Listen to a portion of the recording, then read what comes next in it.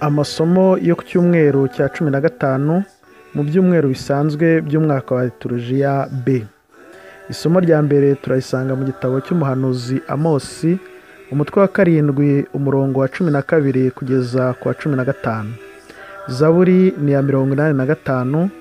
Isomo rya kabiri turarisanga mu ibaruwa Paulo Mutagatifu yandikiye Abanyefezi, umutwe wa mbere umurongo wa 3 kugeza ku wa 14. Ivanjiri yanditswe na Mutagatifu Mariko, umutwe wa 6 umurongo wa 7 kugeza ku wa 13.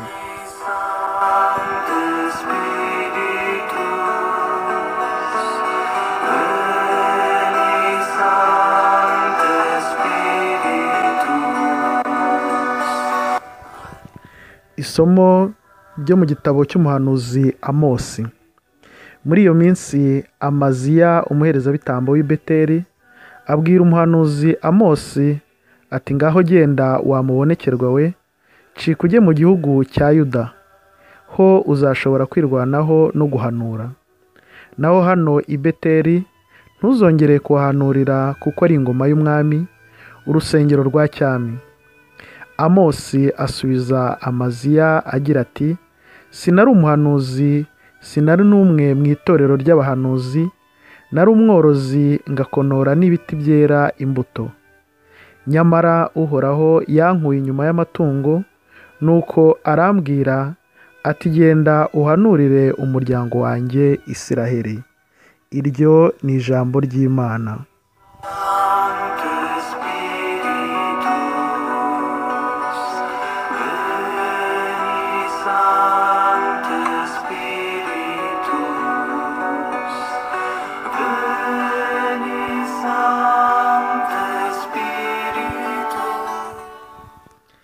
Isomo rya kabiri.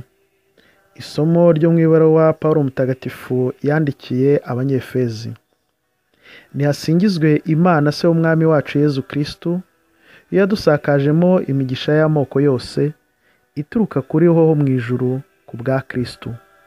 Nguko uko yadutoreye muri we nyine mbere y'ihangwa ry'ibiriho byose, kugira ngo tuzayihore imbere mu rukundo, turi intungane n'abaziranenge.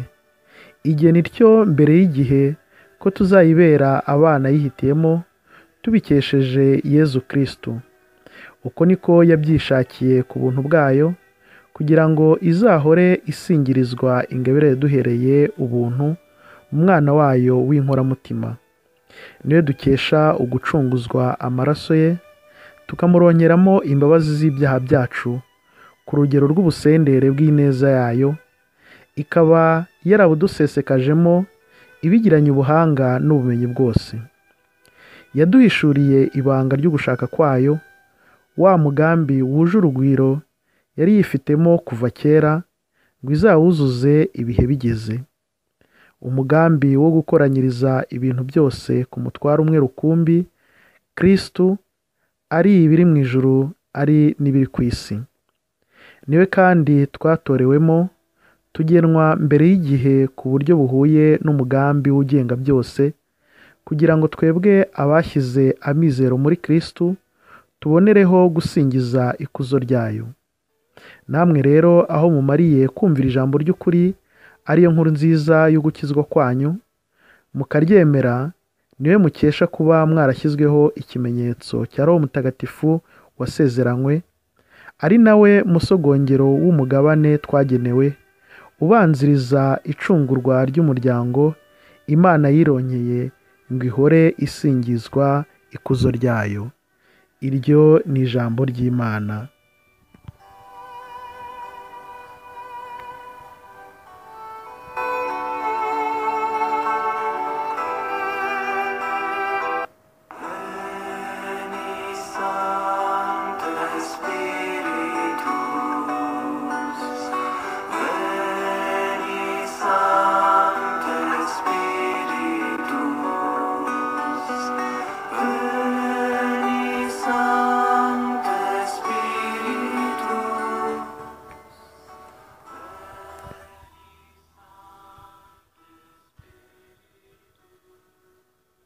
Amagambo yo mu Ivanjiri ntagatifu uko yanditswe na Mariko.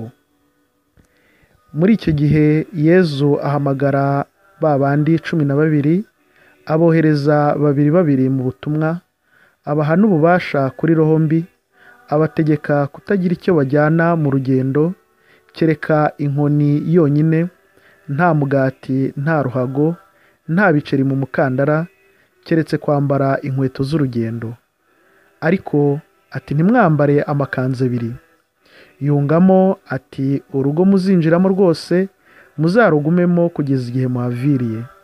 Nimugera ahantu ntibabakire kandi ntibabumve, mujye muhava mubanje gukunguta umukungugu uri ku birenge byanyu, bibabere ikimenyetso kibashinja. Nuko baragenda batangaza ko abantu bagomba kugarukira Imana. Birukana roho mbi nyinshi kandi basiga abarwayi benshi amavuta barabakiza. Iyo ni ivanjiri ntagatifu.